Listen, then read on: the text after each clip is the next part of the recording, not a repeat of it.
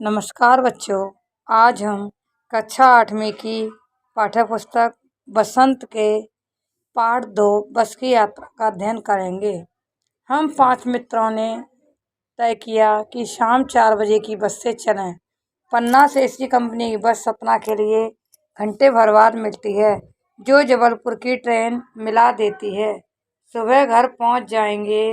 हम में से 2 को सुबह काम पर हाजिर होना था, इसलिए वापसी का यही रास्ता अपनाना जरूरी था। लोगों ने सलाह दी कि समझदार आदमी इस शाम वाली बस से सफर नहीं करते, क्योंकि रास्ते में डाकू मिलते हैं।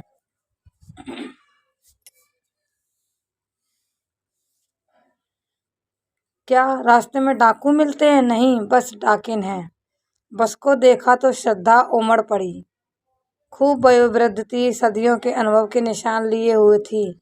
लोग इसलिए इससे सफर नहीं करना चाहते कि वृद्धावस्था में इसे कष्ट होगा। यह बस पूजा के योग्य थी, उस पर सवार कैसे हुआ जा सकता है? इस कहानी में 2 दोस्त हैं, कुछ 2-4 दोस्त मिलकर कहीं घूमने का योजना बना रहे हैं, तो उसी यात्रा का इन्होंने वर्णन किया है कि किस प्रकार से कैसे गए थे। बस कंपनी के एक हिस्सेदार भी उसी बस से जा रहे थे। हमने उनसे पूछा, यह बस चलती भी है? वह बोले, चलती क्यों नहीं है जी, अभी चलेगी। हमने कहा, वही तो हम देखना चाहते हैं, अपने आप चलती है यह? हाँ जी, और कैसे चलेगी? गजब हो गया, ऐसी बस आपने आप चलती है। हम आगा पीछा करने लगे। डॉक्टर मित्र ने कहा, डरो मत, चलो, बस अनुभवी है, नई नवेली बसें ज़्यादा विश्वसनीय है, हमें बेटों की तरह प्यार से गोद में लेकर चलेगी।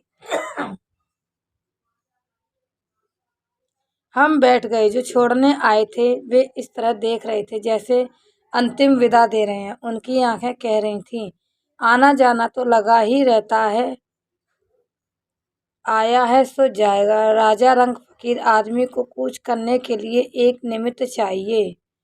इंजन सचमुच स्टार्ट हो गया, ऐसा जैसे सारी बस ही इंजन है और हम इंजन के भीतर बैठे हैं। कांच बहुत कम बचे थे, जो बचे थे उनसे हमें बचना था। हम फौरन खिड़की से दूर सरक गए। इंजन चल रहा था, हमें लग रहा था कि हमारी सीट के नीचे इंजन है, क्योंकि बस बहुत ही पुरानी हो चुकी थी। तो जिस तरह जर्जर अवस्था में वो बस थी, तो इसी प्रकार से वो बस चल रही थी। बस सचमुच चल पड़ी और हमें लगा कि ये गांधी जी के असहयोग और सविनय अवज्ञा आंदोलन के वक्त अवश्य जवान रही होगी, क्योंकि बहुत पुरानी बस हो चुकी थी। उसे ट्रेनिंग मिल चुकी थी, हर हिस्सा दूसरे से असहयोग कर रहा था। पूरी बस सविनय अवज्ञा आंदोलन के दौर से गुजर रही थी। सीट का बॉडी से असहयोग चल रहा था। कभी लगता सीट बॉडी को छोड़कर आगे निकल रही है, कभी लगता कि सीट को छोड़कर बॉडी आगे भागी जा रही है। 8-10 मील चलने पर सारे भेदभाव मिट गए। समझ में नहीं आता कि सीट पर हम बैठे हैं या सीट हम पर बैठी। एकाएक बस रुक गई। मालूम हुआ कि पेट्रोल की टंकी में छेद हो गया। ड्राइवर ने बाल्टी में पेट्रोल निकालकर उसे बगल में रखा, नली डालकर इंजन में भेजने लगा। अब मैं उम्मीद कर रहा था कि थोड़ी देर बाद बस कंपनी के हिस्सेदार इंजन को निकालकर गोद में रख लेंगे और उसे नली से पेट्रोल पिलाएंगे, जैसे माँ बच्चे के मुंह में दूध की शीशी लगाते। बस की रफ्तार 15-20 मील हो गई थी। मुझे उसके किसी हिस्से पर भरोसा नहीं था। ब्रेक फेल हो सकता है, स्टीयरिंग टूट सकती है। प्रकृति के दृश्य बहुत लुभावने थे। दोनों तरफ हरे भरे पेड़ थे, जिन पर पक्षी बैठे थे। मैं हर पेड़ को अपना दुश्मन समझ रहा था। जो भी पेड़ आता डर लगता कि इससे बस टकराएगी। वह निकल जाता तो दूसरे पेड़ का इंतजार करता। झील दिखती तो सोचता कि इसमें बस गोता लगा जाएगी। एकाएक फिर बस रुकी। ड्राइवर ने तरह तरह की तरकीबें की, पर वह चली नहीं। सविनय अवज्ञा आंदोलन शुरू हो गया था। कंपनी के हिस्सेदार कह रहे थे, बस तो फर्स्ट क्लास है। यह तो इत्तेफाक की बात है। क्षीण चांदनी में वृक्षों की छाया के नीचे बस खड़ी बड़ी दयनीय लग रही थी। लगता जैसे कोई वृद्धा थक कर बैठ गई हो। हमें ग्लानि हो रही थी कि इस बेचारी पर लदकर हम चले आ रहे हैं। लेखक को ग्लानि हो रही थी अंदर से कि इतनी बुजुर्ग, इतनी पुरानी जर्जर बस है, उस पर बैठकर हम यात्रा कर रहे हैं। अगर इसका प्राणांत हो गया तो इस बियाबान में हमें इसकी अंत्येष्टि करनी पड़ेगी। अगर ये बस बिल्कुल बेकार हो गई तो इस बियाबान जंगल में हमें इसकी अंत्येष्टि भी करनी पड़ेगी। इस पाठ के लेखक हैं हरिशंकर परसाई जी। इन्होंने अपनी बस यात्रा का बहुत ही सुंदर वर्णन किया है। हास्य प्रद भी है और अनुभव रोमांचक भी है। हिस्सेदार साहब ने इंजन खोला, कुछ सुधारा, बस आगे चली। उसकी चाल और कम हो गई थी। धीरे धीरे वृद्धा की आंखों की ज्योति जाने लगी। चांदनी में रास्ता टटोलकर वह रेंग रही थी। आगे या पीछे से कोई गाड़ी आती दिखती तो वह एकदम किनारे खड़ी हो जाती और कहती, निकल आओ बेटी।